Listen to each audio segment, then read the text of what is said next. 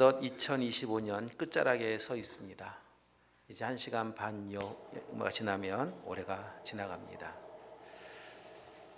새벽에 말씀을 나누면서 또 오늘 말씀 묵상하면서 감사할 수 있었던 것은 시편의 맨 마지막, 오늘 150편 묵상하면서 맨 마지막 절은 호흡이 있는 자마다 여호와를 찬양할지어다 할렐루야. 올 한 해도 찬송하면서 예배하면서 마무리할 수 있는 자리에 있는 것이 감사했습니다. 저 같은 경우는 모태신앙으로 태어나서 교회 생활이 너무 익숙했고 어릴 때부터 송구 영신 예배에 참석하는 것이 참 당연한 것처럼 받아들여 왔었지만은 다 그렇게 함께 신앙생활했던 친구들이 지금도 다 함께 이렇게 예배하는 자리에 있지 않습니다. 함께 있다 보니까 함께 있었던 때가 있었는데 시간이 지나면서 한 사람 두 사람 자리를 이탈하더니 지금은 신앙과 아주 멀어진 친구들이 얼마나 많이 있습니까? 오늘 우리가 이곳에 지금 이 자리에 예배하면서 한 해를 마무리하는 이 자리에 있는 것 당연해 보이지만 당연한 거 아닙니다. 하나님의 은혜입니다. 우리의 믿음을 지켜주셨고 우리를 믿음으로 살게 하셨고 여기까지 하나님은 인도해 주셨습니다. 자, 오늘 그 은혜를 이제 기억하시면서 한 해를 잘 마무리하시고 또 새해를 맞이하는 우리 모두가 되시길 축복하고 내년 한 해 또 잘 마무리하고 내년 송구 영신 예배 때도 또 예배하면서 찬송하면서 마무리하고 또 2027년도에도 마찬가지고 그렇게 가다 보면 우리 인생의 진짜 마지막 날을 맞이하면서 찬송하면서 주님 품에 안길 날이 반드시 올 겁니다. 그렇게 사시길 축복합니다. 자, 오늘 본문에 나오는 지명이 나인성, 예수님께서 나인성에 가까이 가셨다. 나인이라고 하는 그 지역은 저 갈릴리 근처 나사렛 근처에 있습니다. 저 북쪽에 있습니다. 이 지역 지명의 이름의 의미는 좋은 의미를 담고 있습니다. 가정, 목초지, 아름다운 장소 그런 의미를 가지고 있는데 오늘 예수님이 만난 나인의 그 자리는 이름과 너무 안 어울리는 현실과 현장을 목격하게 되어집니다. 왜냐하면 너무 슬픈 죽음을 만났기 때문에 그렇습니다. 오늘 본문에 나와 있는 것 같이 지금 홀로 된 여인 한 과부의 아들이 청년이 세상을 떠난 겁니다. 홀로 된 어머니에게는 이 아들 하나 바라보고 살지 않았겠습니까? 유일하게 그냥 이 어머니의 소망이고 희망이었던 아들이 어머니보다 세상을 먼저 떠나는 것, 이 얼마나 기막힌 일이겠습니까? 세상에 죽음이 슬프지 않은 죽음이 없습니다만 그 중에서도 이런 젊은이의 죽음, 청년의 죽음, 아이의 죽음을 겪고 이런 장례를 만나보면 더 가슴이 메어지는 것을 많이 경험을 하게 되어져요. 오래전 세월호 사건 때문에 안산 단원구의 많은 그 청년 학생들이 세상을 떠나는 그 현장을 보면서 온 국민이 참 가슴 아파했었습니다. 몇 해 전 또한 이태원에서 젊은 청년들의 죽음을 보면서 얼마나 기막힌 현실 앞에 또 지금도 그 부모들은 아들, 딸을 보내고 나서 그 슬픔을 다 잊지 못한 채 아파하며 살고 있는 모습들을 보고 있지 않습니까?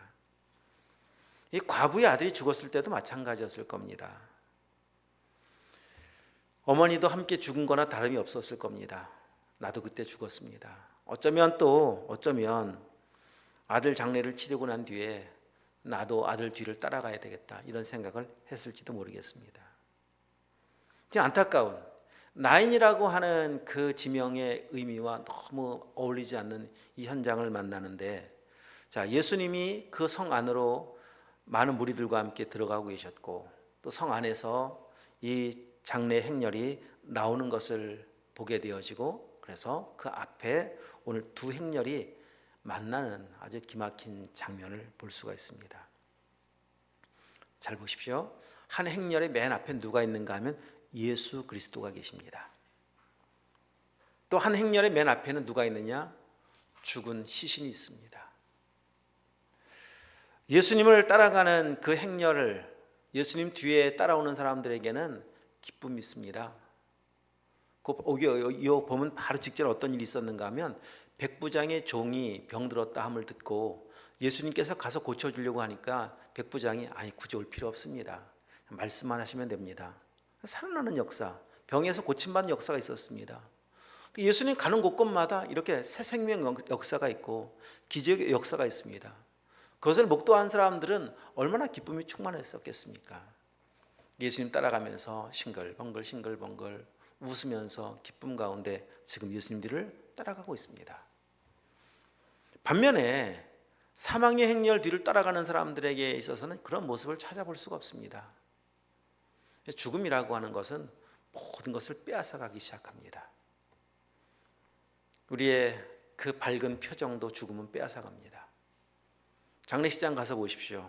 어디 웃는 얼굴을 볼 수가 있습니까? 장례식장에서 웃는 것은 큰 결례 아니겠습니까? 장례식장 가서 보십시오. 어디 이런 화려한 색깔을 볼 수가 있습니까? 거의 두 가지 색깔, 검은색 아니면 흰색밖에 볼 수가 없습니다. 이 세상에 얼마나 화려한 색깔, 아름다운 색깔들이 많이 있습니까? 하나님께서 지어놓으신 그 아름다운 색깔을 죽음은 다 빼앗아갑니다. 우리가 기쁨으로 살도록 만들었는데도 불구하고 장례식은 그 기쁨도 빼앗아갑니다. 더구나 이 한 과부의 아들이 청년이 죽은 죽음의 그 행렬 뒤를 따라오는 사람들은 그 아마 바로 관 뒤에 어머니가 따라왔을 테고 또 그 뒤에 가까운 친척부터 시작해서 지인들, 친구들 따라오면서 가슴을 치며 통곡하며 그 길을 쫓아오고 있지 않았겠습니까? 자, 한번 그러면 이 두 행렬의 그 대조되는 모습을 지금 말씀드리고 있는데 여러분 한번 우리 스스로 한번 생각해 보시면 내 스스로를 내 모습은 어느 행렬을 따라가고 있는 것과 더 가까운 모습인지 예수님을 따라가고 있는 행렬 속에 보이는 그 모습이 내 모습인지 아니면 마치 사망의 행렬을 따라가고 있는 모습이 나의 모습인지 한번 점검해 보십시오. 우리의 삶이 사망의 행렬과 같은 그러한 모습을 하고 살고 있다면 인생의 길을 걷고 있다면 2025년도를 걸어오셨다면 왜 그렇습니까? 도대체 나는 누구의 뒤를 따라가고 있는 겁니까? 내 앞에 거슬러 가보면 누가 있겠습니까? 정말 예수님이 계십니까? 그 앞에? 예수님을 따라가고 있는데 왜 그런 표정이, 왜 그런 행동이, 왜 그런 태도가 나와야 합니까? 주님이 내 앞에 계신데요. 주님이 나의 대장 되시고 나를 이끌어가고 계신 진짜 좋은 목자가 되시는데 이거 그냥 아무 생각 없이 넘어갈 문제가 아닙니다. 어쩌면 우리는 주님을 따라가고 있다고 생각을 하고 착각하고 있지만은 주님이 아닌 어둠의 악한 마귀를 쫓아가고 있는지도 모르겠습니다. 그래서 정신을 똑바로 차려야 합니다. 늘 강조하지만 방향이 중요하지 않습니까? 이 두 행렬의 방향은 그래서 다른 겁니다. 예수님을 따라가는 그 행렬의 방향은 생명을 향해 나가는 방향을 향해 나가고 있습니다. 그러나 이 과부 죽음의 아들 청년을 따라가는 죽음의 행렬의 끝은 사망입니다. 아무리 빨리 달려도 아무리 많은 사람들이 그 길을 걸어가도 그곳이 죽음의 길이라면 그곳은 가면 안 됩니다. 더뎌 보이기도 하고 때론 답답해 보이기도 하고 지금 주님이 가시는 사역 여정이 그랬었고요. 주님의 가신 최종 목적지인 십자가는 더더욱 그랬었습니다. 이해를 못합니다. 왜 그 길을 가십니까? 왜 그 사람을 만나야 합니까? 왜 거기 계십니까? 그럼 장례 행렬을 요즘은 뭐 이제 운구하고 장례 행렬 자체가 보는 것이 참 희귀하고 드문 일이겠지만은 아마 다 예전에 시골에서 장례를 치렀던 분들 뭐 다 이미 보셨죠. 예, 그 뭐라 그래 행상에 이렇게 상여에 이렇게 시신을 운구하면서 곡소리를 하면서 곡을 해가면서 아이고 해가면서 쭉 따라옵니다. 멀리서 봐도 장래가 낫구나 금방 압니다. 그런 상여 행렬을 만나면 굳이 그 앞으로 가려고 하지 않을 겁니다. 예전에 지금은 그런 의식이 많이 사라졌지만은 예전에 그 장래 연구차들 도로에서 만나면은 괜히 그냥 오늘 재수 없는 거 아닌가 이런 생각을 갖기도 하는 그런 생각을 하게 되었었습니다. 이제 애써 사람들은 죽음을 피해 가려고 합니다. 그것과 만나는 것을 별로 좋아하지 않습니다. 이렇게 생각해 본다면 지금 예수님께서 조금 전까지 참 좋았는데 왜 굳이 저 장래 행렬이 있는 곳으로 가시려고 하십니까? 왜 저 행렬과 만나려고 하십니까? 좀 멀리 돌아가시면 안 됩니까? 이런 나름의 불만 있는 사람들이 왜 없었겠습니까? 그러나 그렇게 내 마음에 들지 않아도 예수님 가신 그 길을 따라가야 영원한 천국 생명의 자리에까지 도달할 수가 있습니다. 십자가의 길이 너무 고단하고 힘들고 피하고 싶은 길이라 하더라도 십자가의 길을 걸어가야 부활의 새 생명을 얻을 수 있습니다. 그래서 우리의 삶의 방향이 중요함을 다시 한번 기억해야 합니다.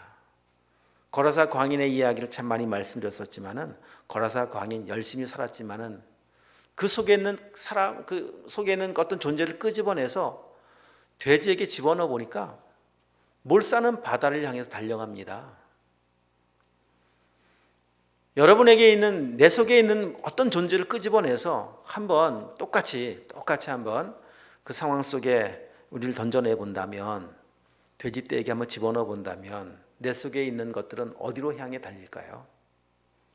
천국을 향해 달릴 것 같습니까? 아니면 거라사 광야과 같이 사망의 바다를 향해 달릴 것 같습니까? 천국을 향해 가야 되겠죠.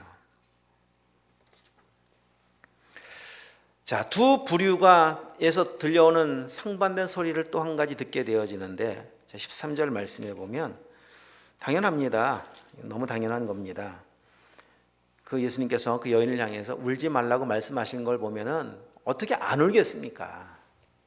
아들이 죽었는데 아들이 나보다 먼저 세상을 떠나서 지금 가슴에 지금 피 끓는 것 같은 이 고통스러운 마음, 이 기막힌 현실 속에 어떻게 울지 않을 수가 있겠습니까?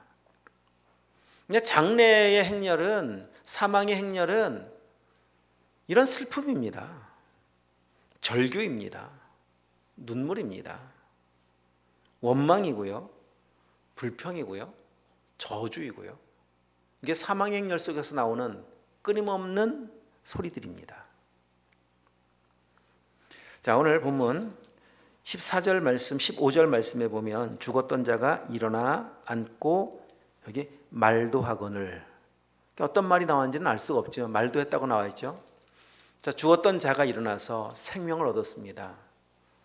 어떤 소리가 나왔겠습니까? 우리 충분히 짐작할 수가 있습니다. 감사의 소리가 나왔겠죠. 감사합니다. 나를 살려주셔서 감사합니다.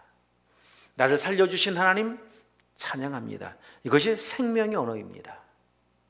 그래서 다른 겁니다. 생명으로 살아가는 사람들과 사망으로 향해 달려가는 사람들은 언어가 또한 다릅니다. 말하는 것이 다르고 살아가는 태도가 다릅니다.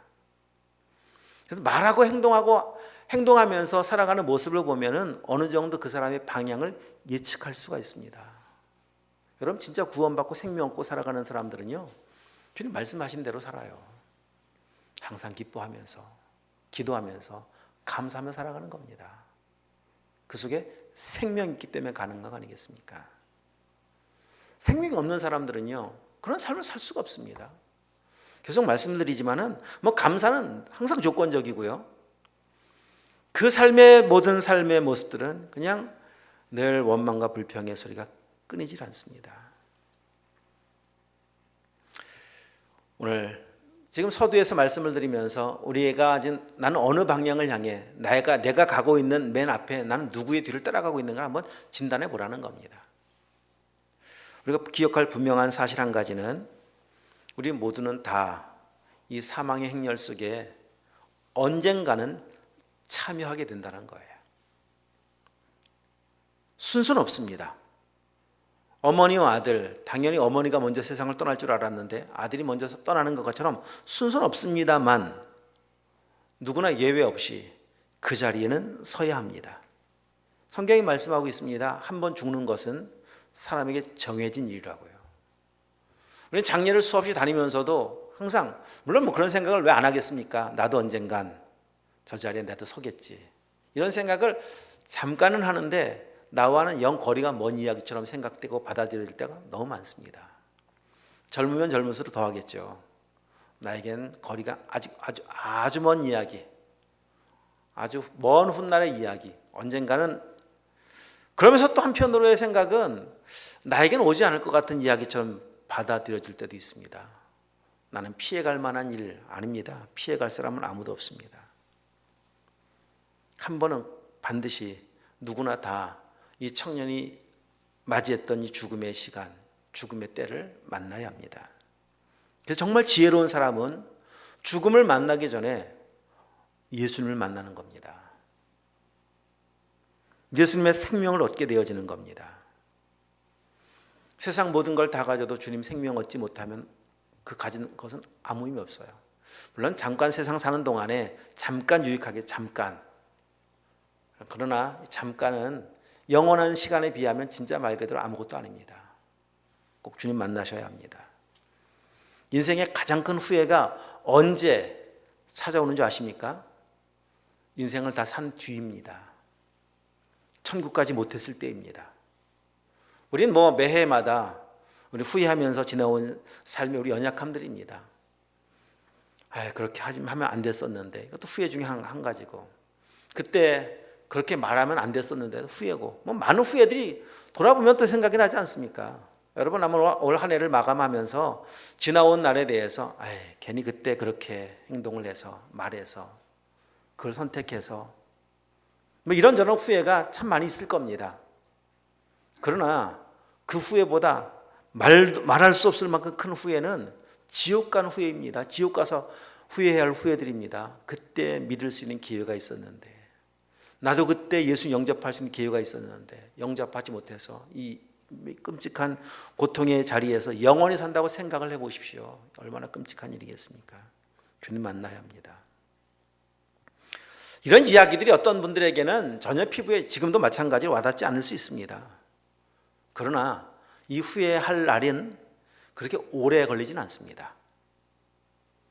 오래 걸리지 않아서, 오랜 시간 지나지 않아서 정말 내 가슴 깊숙하게 아주 절절하게, 오늘 이 복음의 말씀을 들으면 더더욱 그렇겠죠. 어떤 분들은 이렇게도 이야기합니다. 복음을 전해보면 예수 믿고 천국 가십시오. 천국 당신이나 가십시오. 난 지옥 가겠습니다. 이거 얼마나 무서운 말인지 모르고 하는 말입니다.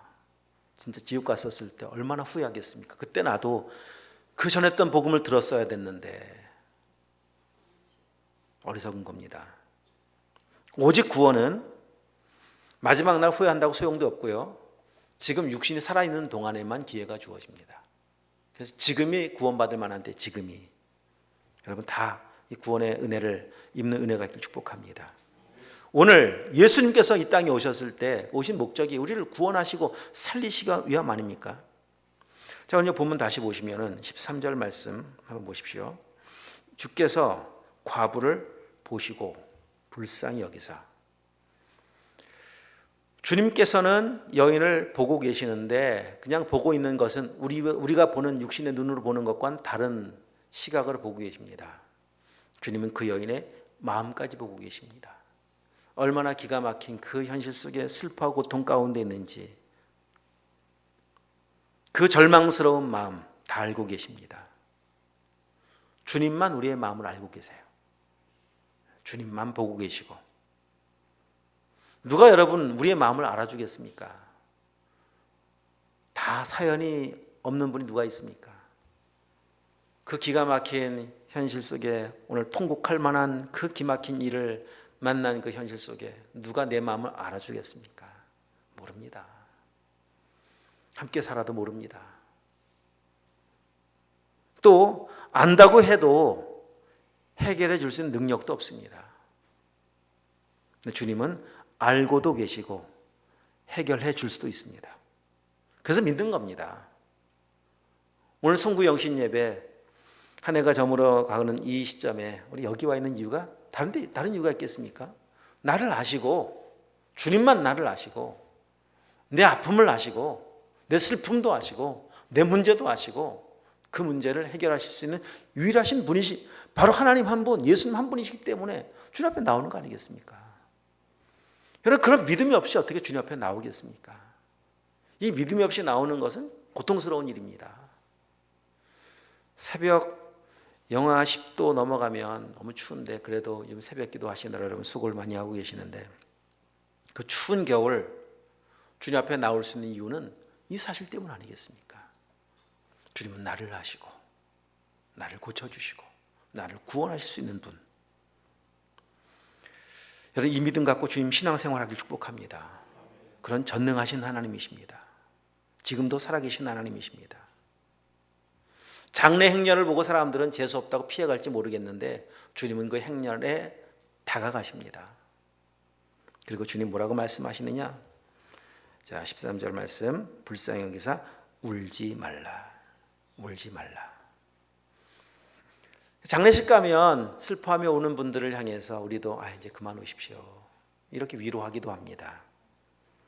여러분, 지금 주님께서 울지 말라고 하는 위로는 우리가 던지는 위로와 차원 자체가 또 다릅니다.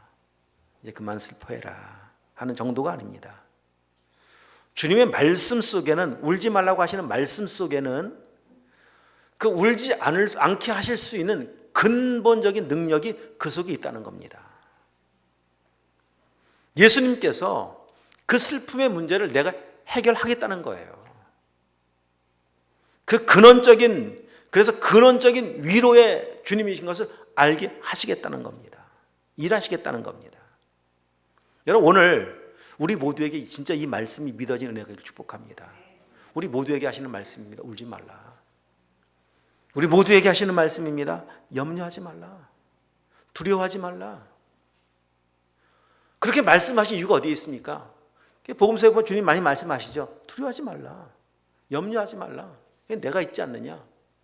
나는 그 염려, 두려움, 너의 가진 모든 문제를 해결하실 수 있는, 근원적으로 해결하실 수 있는 전능하신 하나님이시기 때문이다 말씀하지 않습니까? 그래서 주님이 이 땅에 오신 겁니다. 사망 가운데 처해 있는 이 땅에, 죄악으로 뒤덮여 있는 이 땅에 오신 이유는 그 문제를 해결하실 수 있는 분이시기 때문에, 죄의 문제를 해결할 수 있는 분이기 때문에 오신 겁니다. 오늘 이 음성을 듣고 믿음으로 나갈 때 그 뒤에 나오는 것 같은 놀라운 역사들이 그 삶 가운데 이루어지지 않겠습니까? 죽음의 문제, 사망의 문제를 하더라도, 그러니까 우리가 볼 때는, 이 여인이 볼 때는 끝난 겁니다. 그게 더더욱 슬픈 겁니다. 우리가 생각할 때 나의 삶에 나타난, 지금 현재 겪고 있는 삶의 문제들이 그냥 다 끝났구나 라고 생각이 들 수 있을지도 모르겠습니다만, 아닙니다. 지금 주님이 계십니다. 주님 멀리 계시지도 않습니다. 슬픔 가운데 있는 그 자리에 찾아오신 것 같이 그 많은 무거운 짐 가운데, 많은 염려 가운데, 아픔 가운데 있는 우리에게 찾아오셔서 각 사람에게 맞게끔 지금 말씀하시는 거예요. 이 말씀이 들려와야 돼요. 믿어져야 돼요. 그럼 일하십니다. 그리고 주님 어떻게 하는 걸 보십시오. 14절 말씀, 가까이 가서 그 관에 손을 대십니다. 죽음 있는 자리, 그 자리에 그곳에 손을 대십니다. 이거는 부정한 일입니다. 유대 사람들이 얼마나 부정하다고 막 그냥 욕을 하고 막 그렇겠습니까? 주님은 그런 거 아랑곳하지 않습니다. 그리고 또 말씀하시죠. 자, 우리 빨간 글씨만 시작. 청년아, 내가 네게 말하노니 일어나라 하시매. 아멘. 청년아, 내가 네게 말하노니 일어나라. 자, 올 우리 새해를 맞이하면서 앞에 현수막에도 있는 것 같이 우리의 표제이기도 하고 표이기도 합니다. 지금은 이제 청년이 일어나야 될 때인 건 분명히 맞습니다만, 여기서 말하는 청년은 우리 모두가 다 함께 포함되어 있다는 거 먼저 좀 기억하실 수 있길 바라겠습니다. 나도 일어나야 될 사람. 복음서에는 예수님께서 오늘 이 사건 이외에도 죽은 자를 살리시는 것이 2번 더 나옵니다. 죽은 나사로를 살립니다. 나사로야 나와라. 또한 회당장 야이로의 딸을 살립니다. 마가복음 5장에 보면은 그때 소녀야 일어나라 달리다굼 말씀하시죠. 말씀 똑같습니다. 살리는 방법은 다 똑같습니다. 말씀으로 살립니다. 그 말씀이 하나님이시고 말씀은 능력이에요. 이 일을 지금 이렇게 행하는 예수님을 보면서 참 사람들이 볼 때 뭔가 좀 정신이 이상해진 거 아닌가 예수님께서. 아니 지금 죽어서 장례가 치르면서 지금 관 속에 누워있는 사람을 향해서 청년아 일어나라.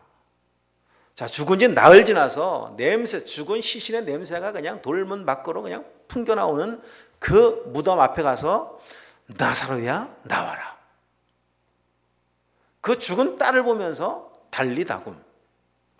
정신병자 아니면 어떻게 저런 말씀을 하시지? 정신병자가 아니라 전능하시기 때문에 말씀하시는 겁니다. 주님 말씀 안에 능력이 있기 때문에 말씀하시는 겁니다. 말씀이 죽은 자에게도 선포되니까 살아요. 이 청년이 살고 과부의 딸이 살고 나사로가 살아요. 에스겔 37장에 그 에스겔 골짜기에 마른 뼈들, 해골로 가득한 뒤덮여버린 골짜기에 하나님은 선지자 에스겔을 보내서 말씀을 전하게 하십니다. 말씀이 선포되자 뼈들이 막기 시작합니다. 말씀이 선포되기 시작하자 가죽이 덮이기 시작하고 근육이 맞아지기 시작하고 말씀이 선포되니까 생기가 들어와서 군대가 됩니다. 그림책 속에 나오는 옛날 말도 안 되는 허구 공상 과학 만화, 이런 만화가 아닙니다. 그건 실제입니다. 하나님의 말씀은 오늘도 변함없이 살아계시고 그 말씀은 전능하십니다. 요한복음 5장 24절 25절 말씀과 같이 진실로 진실로 너에게 이르노니 죽은 자들이 하나님의 아들의 음성을 들을 때가 오나니 곧 이때라. 듣는 자는 살아나리라. 그래서 오늘 우리 모두에게 필요한 게 말씀입니다. 말씀이 들려오면 살아나요. 말씀이 들려오면 아까 서두에 말씀드렸던 그 행렬의 그 두 행렬을 이렇게 대조해서 말씀드렸던 것 같이 말씀이 들려오기 시작할 때 사망의 걸음을 향해 걷고 있던 우리의 삶의 방향을 바꿀 수가 있고, 말씀이 들려오기 시작할 때 우리 언어가 달라지기 시작할 것이고, 말씀이 들려오기 시작할 때 우리 속에 생명이 충만하기 시작하면 우리의 표정도 달라질 겁니다. 우리의 삶의 태도도 달라질 겁니다. 다 말씀의 능력입니다. 다른 것으로는 바꿀 수가 없어요. 우리의 삶을 바꿀 수 있는 능력은 다른 것은 없습니다. 말씀 이외에 다른 모든 것들은 우리를 어떻게 바꾸느냐, 좋은 쪽으로 바꾸는 것이 아니라 우리를 변질시키고 타락의 길을 걷게 할 겁니다. 말씀만 바꿉니다. 말씀만 우리를 새롭게 할 겁니다. 다른 방법 없는 것, 여러분 꼭 기억하십시오. 말씀밖에 없습니다. 우리 사랑하는 성도들이요, 올 한 해 말씀 잘 보면서 묵상하면서 오셨나요? 우리 매일 성경으로 아침마다 이제 묵상을 하고 새벽에도 나누고 제가 묵상에 짧은 글도 올려드리고 있는데, 매일 성경의 특징은 그 묵상을 시작하면 6년이 지나고 나면 성경 창세기부터 마지막 계시록까지 전체를 묵상할 수가 있어요. 6년 만에 통독 묵상이 가능한 그런 구조로 되어 있습니다. 지금까지 우리 수년 동안 매일 성경으로 묵상을 해왔는데 앞으로도 계속 묵상을 할 겁니다. 잘 따라오십시오. 꼭 매일 성경 교재가 없어도 주보에 계속 나눠드리고 있는 거 본문 있죠. 그러면 계속 오셔도 돼요. 가급적이면 매일 성경 묵상집을 구입하셔서 함께 하시면 또 괜찮고, 그거 아니더라도 성경 주보에 있는데 그 성경 본문을 찾아 계속 오십시오. 여러분 묵상 놓치면 안 됩니다. 매일 하시는 건 매일 그 성경 큐티의 제목처럼 매일 하는 겁니다. 묵상을. 여러분 매일 드시잖아요. 오늘도 세 끼 드셨죠? 바빠서 두 끼 드신 분도 계시고, 한 끼도 못 드신 분, 오늘 한 끼도 못 드신 분 없단 말이에요. 왜 드셨어요? 살려고 먹고, 배고파서 먹고. 그러니까 어쨌든 그걸 드셨기 때문에 지금 이렇게 활동하는 겁니다. 육신의 건강을 위해서는 반드시 음식이 필요한 것 같이 영원히 살기 위해서는 말씀의 생명의 양식인 말씀이 필요합니다. 묵상하셔야 되고 읽으셔야 돼요. 방법은 없어요. 그냥 보는 겁니다. 올해는 성경 통독을 파악을 못했네요. 올해 몇 독 하셨는지 모르겠네요. 한번 뭐 파악할 겸 이번 주일로 다시 한번 광고해 드리겠습니다만 한번 좀 알려주십시오. 읽으셔야 돼요.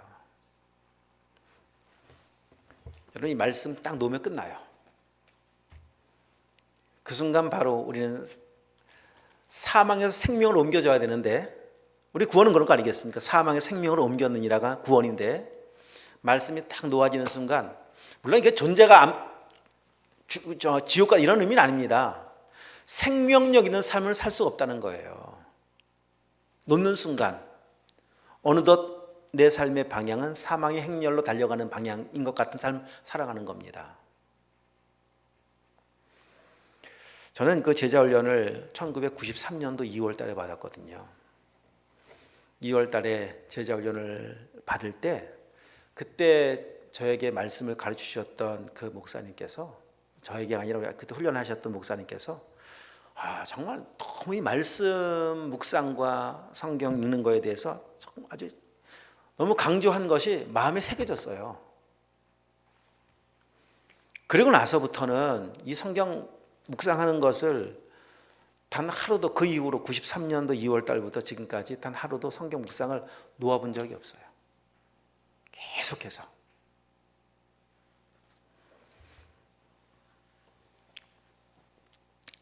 저는 경험하고 삽니다. 말씀만 나를 살리는 것을. 달리 다굼, 청년아 일어나라. 이 말씀이 죽은 영혼을 살린 것 같이 우리를 살릴 수 있는 유일한 한 능력은 말씀밖에 없습니다. 우리 한번 요한복음 1장 1절 다 함께 시작. 태초에 말씀이 계시니라. 이 말씀이 하나님과 함께 계셨으니 이 말씀은 곧 그래요. 말씀이 하나님이세요. 하나님은 전능하시고요.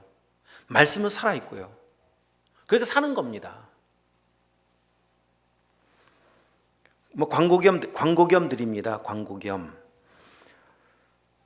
우리 교회도 성경 통독 통독반이 있습니다. 함께 하고 있는 분들도 여러 분 계시고 또 함께 명단은 들어있지만은 아멘을 못 하시고 따로 하신지 모르겠습니다만 하여튼 계신데 그래서 추가로 더 함께 하실 분들은 알려주십시오. 초대하겠습니다. 혼자 읽는 것보다 함께 하면은 훨씬 더 효과적이에요.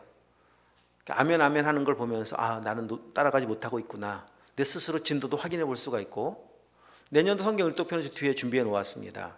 가져가셔서 보셔도 되고 함께 하실 수 있다면 함께 하셔서 성경을 읽으십시오. 살 수 있는 방법입니다. 여러분 보십시오. 다른 걸 살리지 않잖아요. 말씀으로 살립니다. 살릴 수 있는 다른 것은 없습니다. 말씀밖에 없습니다. 그래서 보는 겁니다. 자, 오늘 살아난 그 청년의 모습을 한번 보면서 이제 말씀을 마무리하려고 하는데 보십시오. 아까 읽었습니다만 7장 15절 말씀 죽었던 자가 일어나 앉고 말도 하거늘 예수께서 그를 어머니에게 주시니 죽었던 자가 일어납니다. 그리고 앉았습니다. 그리고 말도 합니다. 자, 행동을 하죠. 앉고 일어섰다고 하는 건 행동입니다. 죽었던 자, 살아난 자가 한 행동은 어떤 행동이어야 하는가 하면 말씀 따라가는 길로 살아가는 것이 생명 얻은 자의 삶의 모습입니다. 전에는 말하고 행동하는 것이 다 자기 중심적이었었는데 생명 얻고 난 뒤에는 말씀하시는 대로 말씀에 이끌려 주님의 말씀을 따라가는 겁니다. 그럼 어디로 가야 하는 건가 하면 자, 지금 생명의 행렬과 사망의 행렬을 만나는 그 현장 속에서 죽었던 자가 살아났습니다. 어느 뒤를 따라가야 되는가 하면 생명의 행렬 뒤를 따라가는 겁니다. 그 뒤를 따라가면서 주님 가신 그 길에 함께하는 겁니다. 이게 생명을 얻은 자의 삶의 모습입니다. 살아있는 자는 여기 말하며 말도 이제는 함부로 할 수가 없습니다. 내 안에 계신 주님께서 내 언어까지 통제하시기 시작하시면서 주님이 기뻐하시는 말, 주님이 원하시는 말, 주님이 원치 않는 말은 내 입에서 차단시켜 주시옵소서. 언어도 성령의 통제를 받아가며 살아가는 사람이 생명 얻은 사람들의 삶이 아니겠습니까? 그렇게 살아가는 겁니다.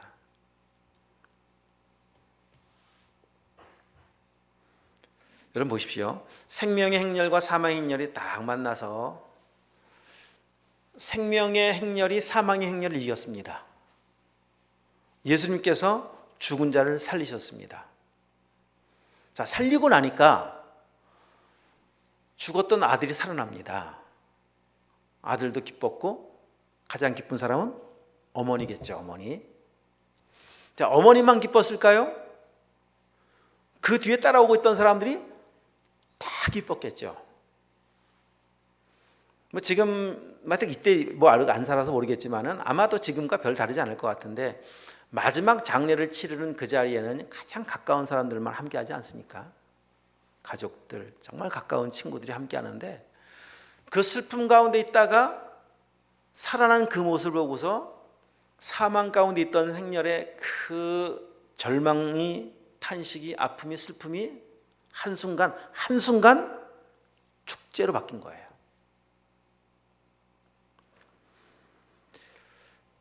이것이 주님 따라가는 사람들이 주님을 따라가면서 살아가는 삶에 경험하는 새 생명의 기쁨들입니다. 우리가 취해야 할 기쁨이 바로 이 기쁨입니다. 주님을 따라가면서 주님 때문에 얻게 되어지는 기쁨들이에요. 앉고 일어서서 말하며 내가 원했던 삶이 아닌 주님께서 인도하시는 그 길을 걸어가면서 주님 원하시는 삶을 살아갈 때 이런 삶의 역사들을 경험하게 될 겁니다. 살아나는 역사를 경험하게 될 겁니다. 그 기쁨에 함께 동참하는 것, 이것이 그리스도인의 삶의 모습 아니겠습니까? 주님의 기쁨이 나의 기쁨 되는 것 아니겠습니까? 주님 따라가면 주님 가신 그 길을 걸어가다 보면은 물론 몸은 힘들 수 있지만은 말로 다 표현할 수 없는 하나님의 그 영광과 기쁨을 경험하게 될 겁니다. 그리고 진짜 살아나면 앉고 일어서서 움직이고 행동하는 것이 전에는 할 수 없었던 그 일, 갈 수 없었던 그 길을 걸어갈 수 있게끔 하는 능력도 함께 허락해 주실 겁니다. 전에는 늘 핑계거리였습니다. 저 길 어떻게 가지? 저 산을 어떻게 넘지? 골리앗은 어떻게 이기지? 다 핑계거리였었는데 정말 살아나면 주님의 은혜, 새 생명의 은혜를 얻고 보면은 다 뛰어넘을 수 있습니다. 다윗과 같이 주님의 말씀 의지해서 성벽을 뛰어넘듯이 다윗이 골리앗 앞에 핑계대면서 머뭇거리면서 뒤로 물러서지 않고 달려가듯이 말씀 따라가면 이 놀라운 승리의 자리까지 이르게 될 겁니다. 거기서 경험하는 하나님의 기쁨의 영광들 보게 될 겁니다. 여러분, 이런 믿음으로 살아가는 사람들이 청년신앙, 청년 믿음입니다. 청년의 특징이 뭡니까? 그냥 돌파하는 거잖아요. 뛰어넘는 거잖아요. 청년이 가진 그 특징 그런 겁니다. 그냥 벌써 여러분 지금 11시 10분 졸리시죠? 지금 꿈나라에 가 계실 분들이 지금 청년들은요 지금부터예요. 지금부터 밤을 새울 수 있습니다. 그게 청년입니다. 우리가 할 수 없는 그 일을. 청년 신앙은 다른 거 아닙니다. 나이가 젊다고 청년 신앙이 아니라 믿음으로 그 말씀을 따라서 갈 수 없는 그 길을 걷고 할 수 없는 그 일을 행하고 넘을 수 없는 산을 넘어가면서 오직 말씀 의지하고 살아가는 그 신앙의 삶을, 그 태도를 가진 사람들이 청년 신앙의 모습 아니겠습니까? 그럼 나이와 상관없다니까요. 오늘 지금 이 자리에 와 계신 모든 분들이 다 청년 신앙을 가진 분들이라 믿습니다. 앞으로도 여러분 나이가 들어도 여러분 안에 있는 것 마음은 아직도, 이런 말 많이 하시잖아요. 마음은 아직도, 마음만이 아니라 우리의 삶도, 우리의 삶의 태도도 하나님 원하시고 기뻐하시는 그 청년의 신앙의 삶을 유지해 가실 수 있는 은혜가 있길 축복합니다. 마지막으로 말씀드리는 것은 이 청년의 신앙, 진짜 이제 청년, 우리 사랑하는 청년들이, 우리 자녀들이 살아야 되는 것도 분명히 맞는 때가 왔습니다. 그러니까 송구 영신 예배 때 우리 여러분 자녀들이 다 오셨었잖아요. 몇 년 전까지만 해도 다 오시면 자녀들 다 기도하고 했었는데, 하여튼 내년도에는 우리 사랑하는 자녀들, 우리 자녀들 진짜 믿음의 행렬 속에 옮겨놓고 세워놓는 일들을 위해서 우리 온 성도들이 진짜 매진해야 되고 기도해야 되고, 하여튼 모든 열정을 다 기울여야 합니다. 모든 정성을 다 기울이시고, 여기 한번 이것보다 중요한 게 없어요. 더 늦어지면 안 됩니다. 아마 지금도 많이 늦었을지 모르겠는데 진짜 더 늦어지면 안 돼요. 여러분 자녀들 이제 결혼하기 시작해 보십시오. 더 어려워질 겁니다. 내년이 우리에게 주어진 마지막 골든 타임이다, 이런 마음 가지고 하나님, 우리 자녀, 우리 사랑하는 청년들 진짜 하나님 믿음으로 구원받고 하나님의 생명으로 구원받고 믿음의 길, 생명의 길을 걸어갈 수 있도록, 하여튼 우리가 할 수 있는 모든 최선을 한번 다 해보십시다. 할 수 있다면 금식도 한번 해보시고, 철야도 한번 해보시고, 매달려 보시고. 그래서 우리 사랑하는 우리 다음 세대들이, 우리 자녀들이 살아나는 은혜가, 말씀밖에 없습니다. 말씀을 통해 살아나는 은혜가 우리 가정 속에 있기를, 우리 교회 가운데 있기를, 또 이민족과 일반 가운데 일어날 수 있는 은혜가 있기를 위해서 기도하며 나가시길 축복합니다. 그 일을 위해서 가장 먼저 내가 살아나야 돼요. 내가 살아나야 그 사명 감당합니다. 내가 죽어있는데 어떻게 감당하겠습니까? 우리가 먼저 믿음으로 일어서는 은혜가 있기를 원합니다. 우리 찬양 부르고 함께 이제 기도하는 시간을